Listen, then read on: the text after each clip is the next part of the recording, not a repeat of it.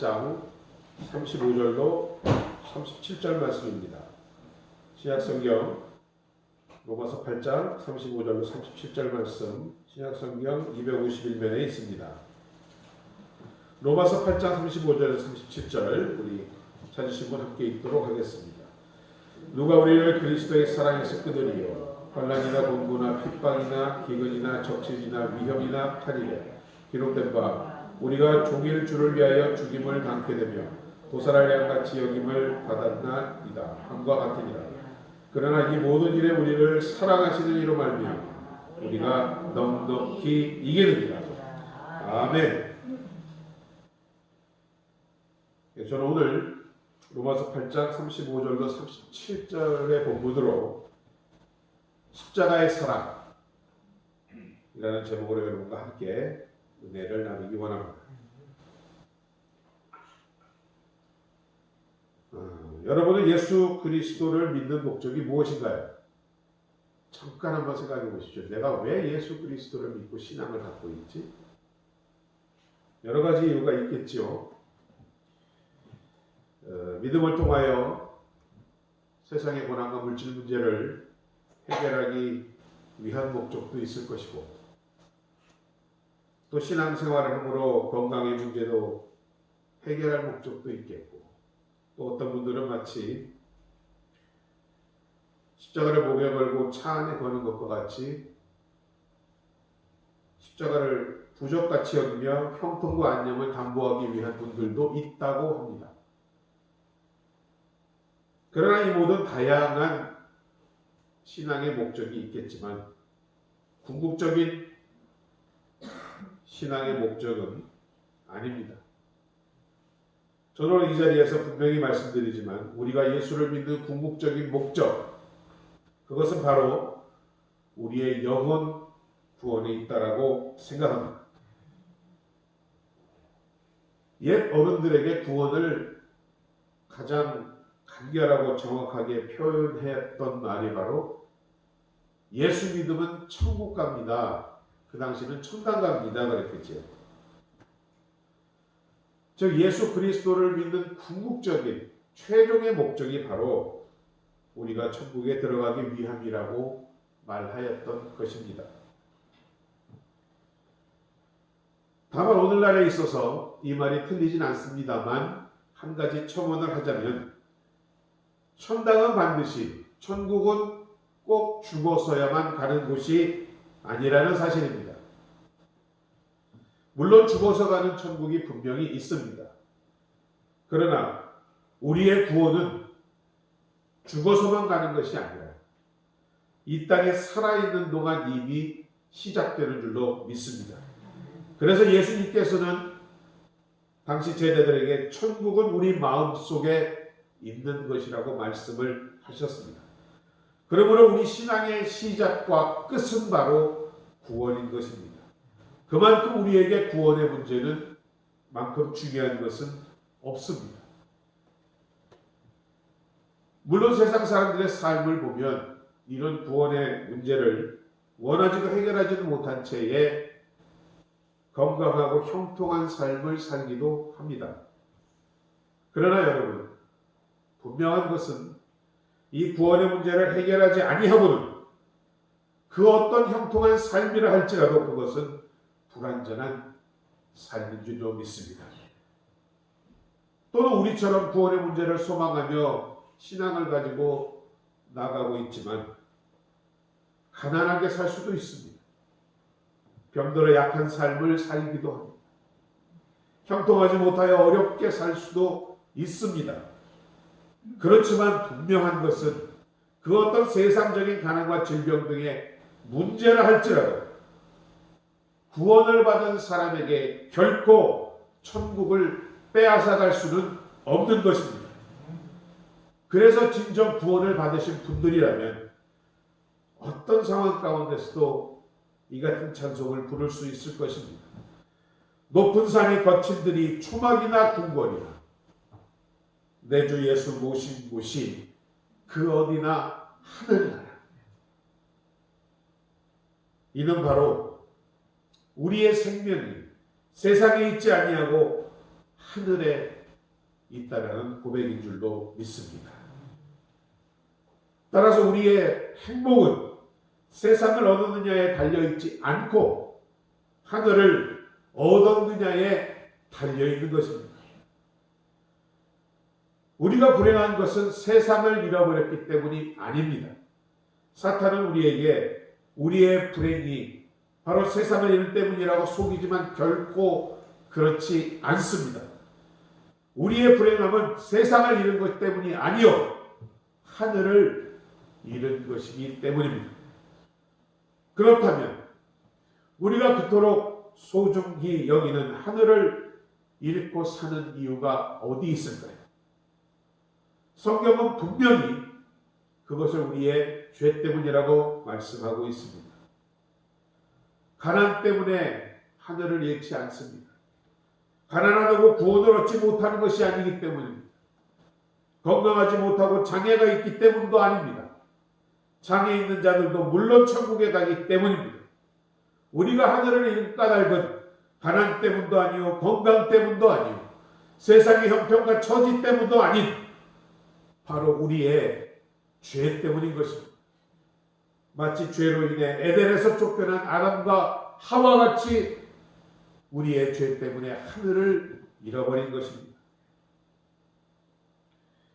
세상의 많은 사람들은 가난하기 때문에 불행하다고 생각합니다. 그러나 그렇지 않습니다. 왜냐고요? 가난의 문제가 해결되어도 생활이 풍부해지어도 그 사람이 행복하지 않는 증거가 많기 때문입니다. 그리고 우리 주변에 불행하게 사는 부자들이 얼마나 많이 있습니다. 결국 우리가 행복한 삶, 구원받은 삶을 살지 못하는 까닭은 가난 때문이 아니라 바로 우리의 죄 때문인 것입니다.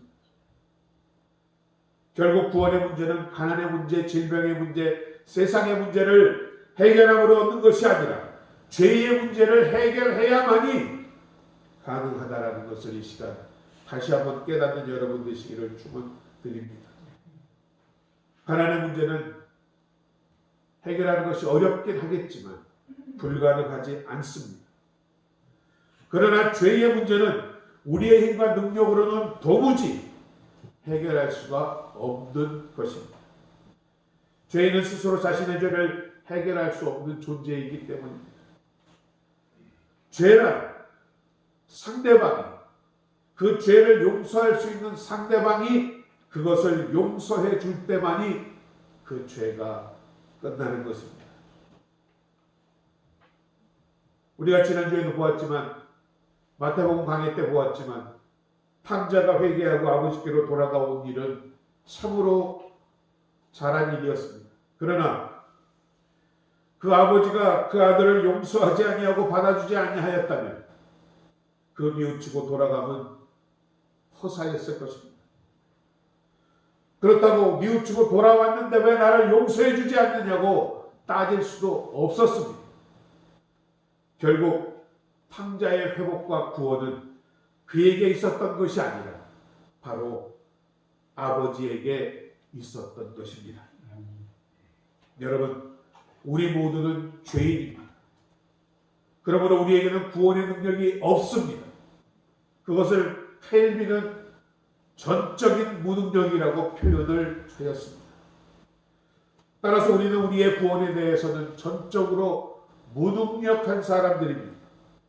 따라서 구원의 능력은 오직 하늘 아버지이신 하나님께만 있는 것입니다. 그리고 그 하나님은 우리를 사랑하사 죄로 말미암아 죽게 된 우리를 구원하기를 원하셨습니다.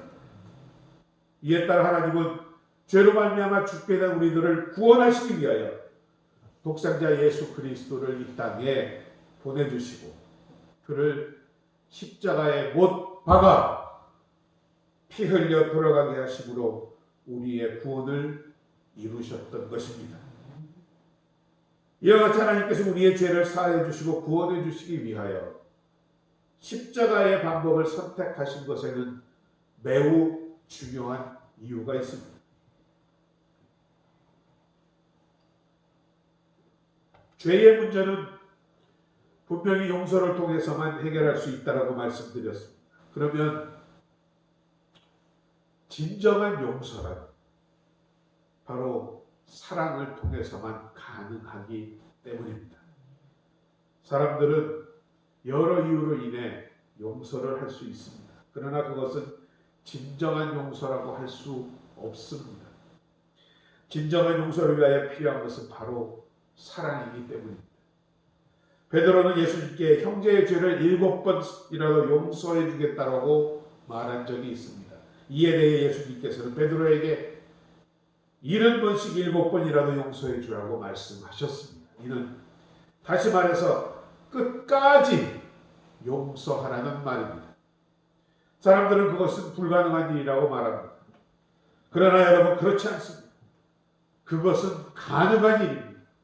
물론 쉬운 일은 결코 아니지만 이 세상에도 꼭 한 가지 그와 같은 경우의 용서가 있기 때문입니다.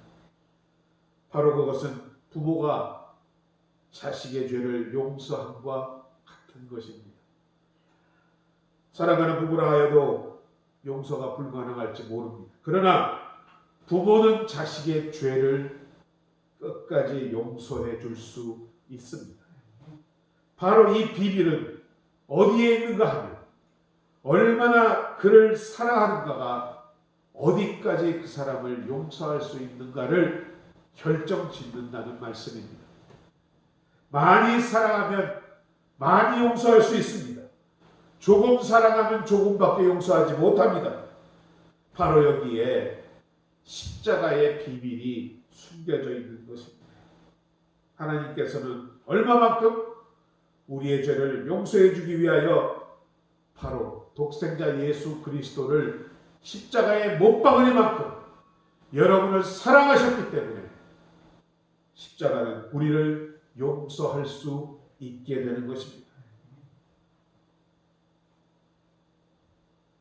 여러분, 주님이 흘리신 보혈은 5번이었습니다. 먼저 누가복음 22장에 기록된 것 같이 예수께서 힘쓰고 애써 더욱 간절히 기도하시니 땀이 땅에 떨어지는 핏방울같이 되었더라. 겟세마네 동산 위에서 땀이 피가 되어 흐른 기도였습니다. 두 번째가 가시관을 엮어 그 머리에 씌우고 갈대를 그 오른손에 들리고 그 앞에 무릎을 꿇고 희롱하며 이르되 유대인의 왕이여 평안할지어다 하며 바로 가시관 면류관 가운데 흐른 보혈이 두 번째였습니다. 그리고 세 번째가 베드로전서 2장 24절 말씀과 같이 치 나무에 달려 그 몸으로 우리 죄를 담당하게 하셨으니 이도 우리로 죄에 대하여는 죽고 의에 대하여 살게 하려 하시니라. 그가 채찍에 맞음으로 너희는 나음을 얻었다라고 말씀합니다. 채찍에 맞음으로 흘리신 보혈, 그리고 양손과 양발에 박힌 못으로 인한 보혈, 그리고 마지막으로 요한복음 19장 34절에 기록된 그중 한 명 군인이 옆구리를 찌르니 곧 피와 물이 나오더라. 창으로 찔린 옆구리에서 흘렸던 마지막 보혈까지 5번에 걸쳐서 주님은 우리를 위하여 보혈을 흘리셨습니다. 이는 주님의 우리를 향한 사랑이었고 그것도 5번이나 그 사랑의 확증을 하셨다라는 말씀입니다. 그러므로 주님의 십자가는 세상의 어떤 큰 사랑보다도 이보다 큰 사랑이 없는 가장 큰 사랑인 것입니다. 그러므로 십자가의 이 큰 사랑으로 인해 우리의 모든 죄는 그 어떠한 죄악이라도 사해질 수 있게 되는 줄로 믿습니다. 여러분, 예수님의 십자가 사랑 앞에 용서받지 못할 죄는 없습니다. 그 십자가의 사랑이 너무도 놀랍고 크기 때문에 우리는 모든 죄가 다 용서받을 수 있는 것입니다. 십자가는 예수님 당시 저주의 상징이었습니다. 유대인들에게는 그래서 거치는 것이었습니다. 십자가 형벌은 따라서 죽어 마땅할 만큼의 죄를 지은 자가 달려야 하는 형벌을 의미했습니다. 십자가 주님의 오른쪽에 달려 회개하고 구원을 얻은 강도를 기억하시기 바랍니다. 이와 같이 십자가에 달려 죽을 만한 죄를 지은 사람이었지만 그의 믿음의 고백을 통하여 그는 구원을 받았던 것입니다.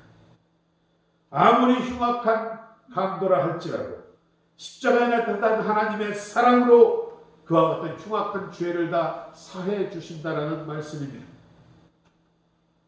매우 오래된 이야기이긴 하지만 지존파 사건을 기억하실 것입니다. 그들은 참으로 이 십자가에 달린 흉악한 강도 이상의 범죄자들이었습니다. 그러나 여러분, 이 지존파들이 사형을 당하기 전에 구원을 받았다는 사실을 알고 계십니까? 당시 사랑의 교회 집사님 한 분이 편지를 통해 저들에게 복음을 전했고 저들은 하나님의 사랑과 은혜로 사형 전에 다 회개하고 예수를 믿었기 때문이었습니다. 사탄은 예수님께서 이 지존파들의 구원을 결정하셨을 때 만일 예수님에게 그와 같은 상소를 하였다면, 참소를 하였다면 예수님은 사탄에게 좋아, 그러면 그 지존파들의 죄와 나의 십자가에 나타난 하나님의 사랑을 저울질해보자고 하셨을 것입니다. 그러나 하나님의 사랑이 너무도 크고 무거웠기에 그들의 죄를 바라볼 수가 없었던 것입니다. 오늘 본문은 말씀합니다. 만일 하나님이 우리를 위하시면 누가 우리를 대적하리요? 누가 능히 하나님께서 택하신 자들을 고발하리요? 누가 정죄하리요? 바로 십자가에 나타난 하나님의 사랑이 감당치 못할 죄는 세상에 없다라는 말씀입니다. 오늘 본문이 이어서 말합니다. 아무도 우리를 그리스도의 사랑에서 끊을 수 없다라고 말씀하고 있습니다. 어느 누구도 하나님의 택하신 성도를 대적할 수도 송사할 수도 정죄할 수 없는 근본적인 이유는 바로 하나님께서 저와 여러분을 사랑하시기 때문인 것입니다.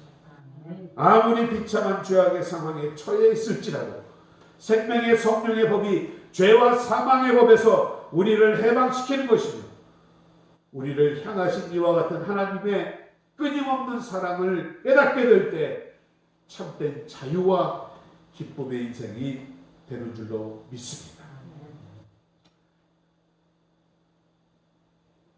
이렇듯 놀라운 십자가의 사랑과 보혈이 우리의 모든 죄를 사하신다는 것을 깨닫게 하는 일본의 여러 작가의 한 소설이 있습니다. 양치는 언덕이라는 소설입니다. 그 책에는 나오미라는 여자 주인공이 나오는데 목사님의 딸입니다.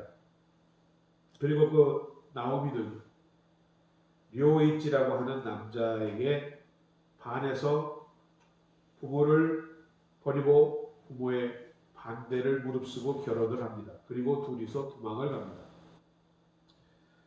그렇게 시작된 결혼 생활이었지만 그 료이치라는 사람과 살다 보니 그 사람은 바람둥이의 술꾼이요 완전히 방탕한 사람이었습니다.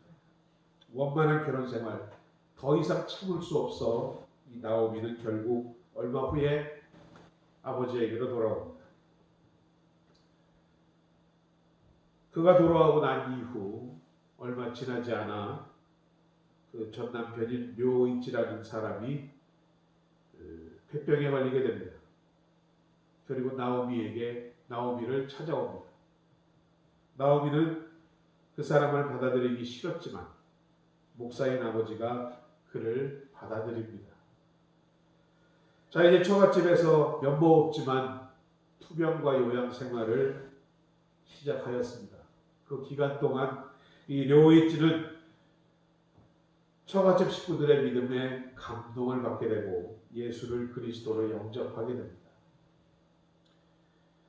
처가 생활을 하는 동안 료이치는 지붕이 다락방 위에 올라가 그림을 그리곤 했답니다. 그런데 아무도 그 그림을 보지 못하게 흰 천으로 늘 덮어 놓았다라고 합니다.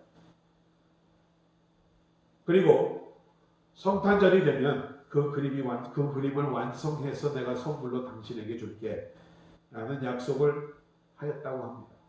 그런데 성탄절이 이르기 얼마 전에 그림도 다 완성되어 가고 있었는데 예전에 그가 방탕한 시절에 사귀었던 못된 여자와 친구들로부터 연락이 왔습니다.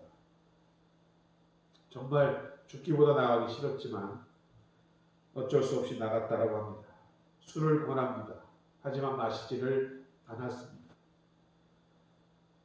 그 여자는 하룻밤 자고 가라고 유혹하지만 그 유혹을 뿌리쳤습니다. 그러자 그 못된 친구들이 료이치의 술잔에 수면제를 타게 됩니다. 자, 이 한 잔만 먹으면 내가 보내줄게. 그 친구들의 권유에 그는 술에 수면제가 들어있는지도 모르고 집에 돌아갈 요량으로 그 술을 마셨습니다. 그리고 그곳에서 잠들지 않으려고 그는 길을 부지런히 나섭니다. 추운 겨울날, 그러나 집으로 돌아오던 그는 길가에서 잠이 들어 그만 얼어 죽고 말았습니다. 이 료이치의 장례식을 치르고 그의 아내는 그가 다락방에 그렸던 그 그림의 천을 벗겨보았습니다. 그 인천을 벗기자 거기에는 십자가에 달리신 예수님이 그려져 있었답니다.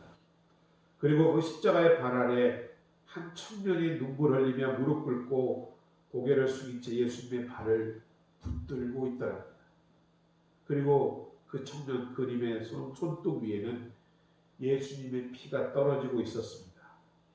바로 자기 자신 료이치를 그린 것이었습니다. 그의 그림은 두 가지를 말하고 있었습니다. 그것은 료이치는 구원받았다라는 사실과 주의 보혈은 능력이 있다라는 것을 그 그림은 표현하고 있었던 것입니다. 여러분, 누구든지 그 어떠한 사람도 그와 같은 마음과 믿음으로 십자가를 받아들이기만 한다면 그가 과거에 어떠한 삶을 살았든지 어떤 삶을 살고 있든지 아무런 상관없이 구원을 얻게 된다라는 바로 그러한 믿음의 그림이었던 것입니다. 여러분, 주님의 십자가에는 이와 같이 놀라운 능력이 있습니다. 그 능력의 근원은 바로 사랑이었습니다. 죄로 말미암아 영원히 죽게 된 우리들을 구원하실 수 있는 놀라운 그 능력, 그 능력은 그래서 십자가에만 있는 것입니다. 예수님께서 십자가에 달려 돌아가심으로 우리는 모두 구원을 받은 줄로 믿습니다. 그리고 예수 그리스도의 십자가 보혈은 바로 하나님의 사랑과 그리스도 언약의 확증인 줄로 믿습니다. 오늘 이를 더욱 확실히 믿는 여러분의 믿음들이 되시기를 주님의 이름으로 축원드립니다. 예전에 박찬호 선수가 메이저리그에서 활약할 당시에 좋은 성적을 올리고 있을 때입니다. 아마 한 5승째 올렸을 때라고 기억이 됩니다. 그런데 그 경기를 녹화 경기로 본 한 분이 있습니다. 그 녹화 경기를 보다 보니 1회 초에만 무려 그가 19개의 공을 던지더랍니다. 3아웃 3번 9번이면 선수 교체, 공수 교대가 되니까 9번 내지 16번이면 끝날 경기를 19개의 공을 던지더랍니다. 그러자 게임을 중계하는 녹화방송입니다. 그 아나운서와 해설자는 걱정을 많이 하더랍니다. 그러나 그 녹화 중계를 보는 분은 걱정이 되지 않았습니다. 왜지요? 게임의 결과를 알고 있잖아요. 3회 때에는 홈런까지 맞더랍니다. 말루윌리에 몰린 적도 있었더랍니다. 그래도 그 녹화 경기를 보는 사람은 태평할 수가 있었습니다. 녹화 경기의 아나운서와 해설자는 애를 태우고 소리를 지르고 했지만 그 보는 분은 태평할 수 있었습니다. 왜 그럴까요? 그 경기는 이미 이긴 경기라는 것을 알고 있기 때문입니다. 여러분, 믿음이 그와 같습니다. 우리는 이미 주님께서 십자가로 이긴 싸움을, 이긴 구원을 갖고 있는 줄로 믿습니다. 그런데 이미 구원을 얻은 삶을 살아가고 있는데, 이미 이긴 경기를 하고 있는데 마음 졸이며 홈런을 맞았다고 말로윈에게 몰렸다고 졸이며 사시겠습니다. 게임이 잘 풀리지 않아 한 해에 11개 이상의 공을 던질 때도 있을 것입니다. 그러나 그것이 무슨 상관입니까? 이미 이 경기는 이긴 경기입니다. 예수님의 십자가로 말미암아 우리는 구원을 얻었다라는 이 사실을 결코 잊지 않는 여러분 되시기 바랍니다. 오늘 그래서 본문은 말씀합니다. 누가 우리를 그리스도의 사랑에서 끊으리요? 환난이나 공고나 박해나 기근이나 적신이나 위험이나 칼이랴. 결코 그리스도의 사랑에서 우리를 끊을 수 없다라고 분명히 말씀하신 것입니다. 어떠한 존재도 어떠한 사람도 우리를 대적할 수 없으며 우리를 송사하고 정죄할 수 없는 것입니다. 그것은 그만큼 하나님이 여러분을 사랑하시기 때문인 것입니다. 비록 우리가 당하고 있는 박해와 고난과 어려움이 있겠지만 결국 우리는 자기를 사랑하시는 이로 말미암아 승리를 얻게 된다는 것, 오늘 바울은 이것을 여러분에게 고백하고 있는 것입니다. 여러분, 이와 같이 우리가 예수님의 십자가로 이미 구원을 받았고 이미 큰 사랑을 얻은 승리자라는 사실을 확실히 믿지 못하는 사람들이 있습니다.